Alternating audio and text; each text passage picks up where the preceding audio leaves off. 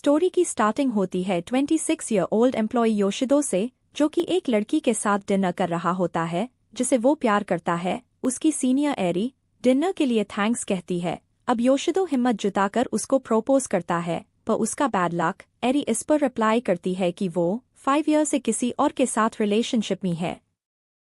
Scene shift होकर बार पर आता है। यहाँ योशिदो रिजेक्ट होने के बाद फ्रस्ट्रेशन में अपने फ्रेंड्स के साथ ड्रिंक करने लगता है कि एरी ने ये बात उसे पहले क्यों नहीं बताई। उसका फ्रेंड टाइम देखकर उसे कहता है कि ऑलरेडी बहुत लेट हो चुके हो, अब तुम्हें घर जाना चाहिए। योशिदो ये सूंघकर निकलता है। रास्ते पर चलते हुए रिजेक्शन के बारे में सोचकर मम्बल करने लगता है। तभी उसे स्ट्रीट लाइट के नीचे एक ब्लरी सा फिगर दिखाई देता है। उसके क्लोज जाने से वो एक टीनेज लड़की मालूम होती है। योशिदो कहता है, इतनी रात को यहाँ क्या कर रही हो? उसे अपने घर रिटर्न जाने का कहता है। इस पर वह लड़की शायू कहती है, अभी कोई भी ट्रेन अवेलेबल नहीं है जो कि मेरे घर ली जा सके। योशिदो कहता है कि रात भर यही बैठे रहना है क्या? सायू स्माइल करते हुए रिप्लाई करती है, ठीक है फिर तुम मुझे अपने घर लेकर चलो मिस्टर, क्योंकि मेरे पास कहीं और रहने का ऑप्शन नहीं है और ना ही रेंट पे करने के पैसे है।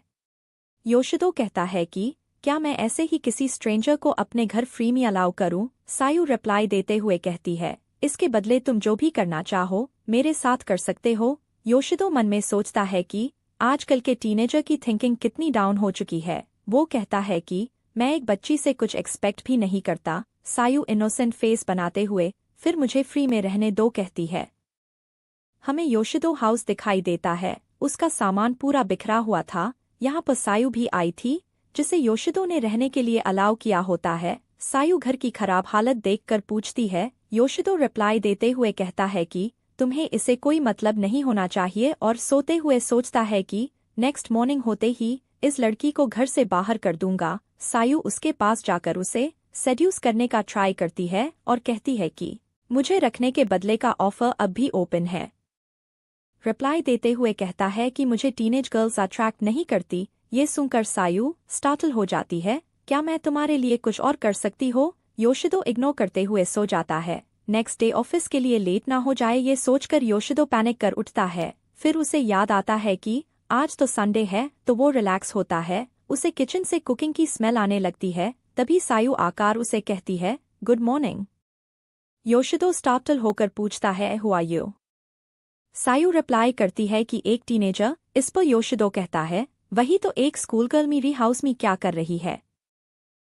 सायू कहती है, तुम ही तो कल रात को ले आए थे। योशिदो के हैंगओवर के कारण वो कुछ याद नहीं कर पा रहा होता है। वो सायू की चार्मिंग ब्यूटी को देखकर कहता है कि मैंने तुम्हारे साथ कुछ अनयूजुअल सी हरकत तो नहीं की। सायू अपने चार्मिंग आई से योशिदो को कंटिन्यूअस देखे जा रही होती है। इसे योशिदो के पसीने छूट रहे होते हैं। वो कहती है, आरी मैं तो जोक कर रही हूँ, मैंने ट्राई तो किया था बट तुम मना करके सो गए।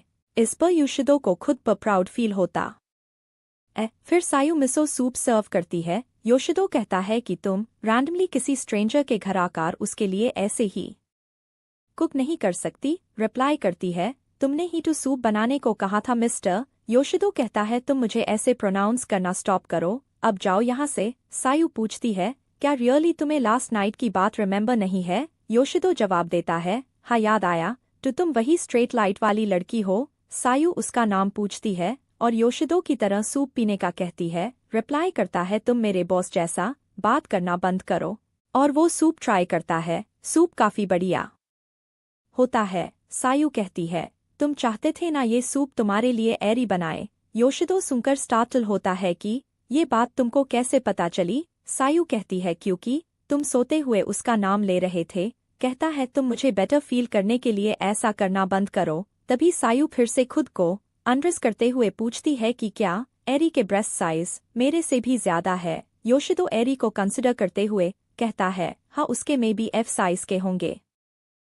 सायू कहती है, एफ साइज टू मेरी है, उसके फिर जी और एच होंगे। योशिदो कहता है, तुम स्टूपिड हो, क्या तुम मुझे सेड्यूस करने की ट्राई कर रही हो? इस पर सायू कहती है, मैं फिगर आउट नहीं कर पा रही, तुम मुझे इग्नोर किए जा रहे हो क्योंकि तुम फर्स्ट पर्सन हो जो मुझे अपने घर में रखने के बदले ये सब नहीं चाहते। योशिदो उसके शोल्डर को पकड़कर उसका नाम पूछता है। अपना नाम बताकर उसको अपनी स्टूडेंट आईडी दिखाती है। आईडी देखकर योशिदो कहता है, ये तो होकाइडो सिटी है जो यहाँ से काफी दूर है। सायु बताती है वो 6 मंथ पहले घर से भागी थी और वो वापस अपने घर नहीं जाना चाहती, और अभी तो बिल्कुल नहीं। योशिदो बोलता है अगर मैं तुम्हें अपने घर से थ्रोन आउट कर दूँ तो तुम क्या करोगी, कहाँ जाओगी? रिप्लाई देते हुए कहती है फिर मैं किसी और के घर रुकने के लिए पूछूंगी। योशिदो कहता है इससे बेटर तुम जॉब कर लेती। सायु कहती है इतनी महंगाई मैं जॉब करके रेंटीने के साथ बाकी चीज़ें मैनेज नहीं कर पाऊंगी। इस पर योशिदो खड़ा होकर कहता है फिर तो तुम यही रहो, वरना तुम किसी और को सेड्यूस करके उसके साथ रेन लगोगी। तुम्हारा यहाँ पर घर को क्लीन एंड मेंटेन करने का काम रहेगा। योशिदो मन में सोच रहा होता है कि इसे भी नॉर्मल लाइफ जीने का हक है। ये सुनकर सायु कहती है क्या तुम मुझे परमानेंटली रखने वाली हो? योशिदो कहता है हाँ, जब तक तुम घर जाने का मन नहीं बना लेती, और एक बात फ्यूचर में तुम मुझ पर सेड्यूस करने की ट्राई भी मत करना, नहीं तो मैं तुम्हें अपने घर से निकाल दूंगा। सायु इस पर अग्री करती है और यही से टीनेज और 26 ईयर ओल्ड मैन की जर्नी स्टार्ट होती है। नेक्स्ट डे सायु के बारे में हशिमोतो को बताता है। हशिमोतो वार्निंग देते हुए कहता है उस टीनेजर लड़की से जरा केयरफुल रहो, उसे जल्दी से जल्दी घर से निकाल दो, हो सकता है उससे तुम्हारे लिए ट्रबल ना क्रिएट हो जाए। इवनिंग में घर आते समय वो हशिमोतो के बातों को याद कर रहा होता है। घर में सायु ने उसके लिए डिनर प्रिपेयर किया होता है और कहती है वेलकम होम डैडी। योशिदो रिप्लाई करता है कि क्या बकवास है, तभी देखता है कबर्ड में उसके कपड़े आयरन किए हुए है। वो कहता है ये हाउस होल्ड के कामों में काफी बेटर है। फिर एस्ट्रो ट्रे के बारे में पूछता है। फिर वो बालकोनी में स्मोक करने जाने लगता है। सायु कहती है तुम यहाँ पर भी कर सकते हो। योशिदो मना कर देता है। सायु कहती है तुम बहुत अच्छे हो, इसके पहले मैंने जिनके भी घर में स्टे किया था वो सभी मेरे सामने ही नशा करते थे। योशिदो इस पर रिप्लाई करता है मैं अच्छा नहीं, वो सभी घटिया थे। योशिदो बालकोनी में आकर सोचता है कि अनएक्सपेक्टेडली मैं इसके के साथ गार्डियन जैसा बेहव कर रहा हूँ। जिनके साथ ये पास्ट में रही होगी वो लोग घटिया ही होंगे, मैं कोई अच्छा इंसान नहीं हूँ। उसके पेरेंट्स के परमिशन के बिना मुझे अपने अपार्टमेंट में अलाउ नहीं करना चाहिए था। नेक्स्ट मॉर्निंग का सीन होता है। योशिदो सायु को पेन होता देखता है क्योंकि फ्लोर पर सोने से हो रहा होता है, और उसके सिंगल ड्रेस को भी नोटिस करता है। फिर न्यू ड्रेस और मैट्रेस परचेज करने उसे मॉल में लेकर आया होता है। सायु कहती है मुझे नहीं लगता मैं इसे रीपे कर पाऊंगी। योशिदो रिप्लाई करता है तुम मेरे घर के सारे काम करती हो तो तुम इसके लिए डिजर्व करती हो। न्यू मैट्रेस पाकर सायु के फेस पर हमें एन्चांटिंग स्माइल देख सकते हैं। सायु साथ में सोने के लिए ऑफर करती है। योशिदो रिप्लाई करता है फिर से वही बात, मैंने मना किया था ना। सायु कहती है मैं तो सिर्फ सोने के लिए पूछ रही हूँ, उसमें अपने थॉट्स तुमने ऐड किए, और हंसने लगती है। रिप्लाई करता है अच्छा मजाक है।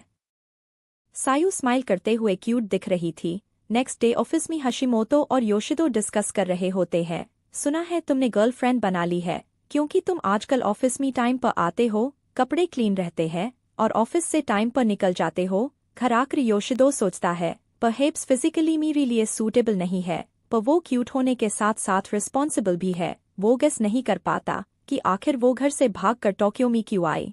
सायु ऑब्जर्व करते हुए कहती है कि तुम्हें शेव करना चाहिए। रिप्लाई करता है मैं थोड़ा आलसी हूँ इसलिए और बढ़ने देता हूँ, और मैंने सुना है बियर्ड बड़ी होने यंग होने का रिमार्क है। सायु रिप्लाई करती है ऐसा नहीं है एल, वैसे भी तुम पर बियर्ड सूट नहीं करती। खाने के बाद योशिदो खुद को मिरर में देखता है और शेविंग का डिसाइड करता है।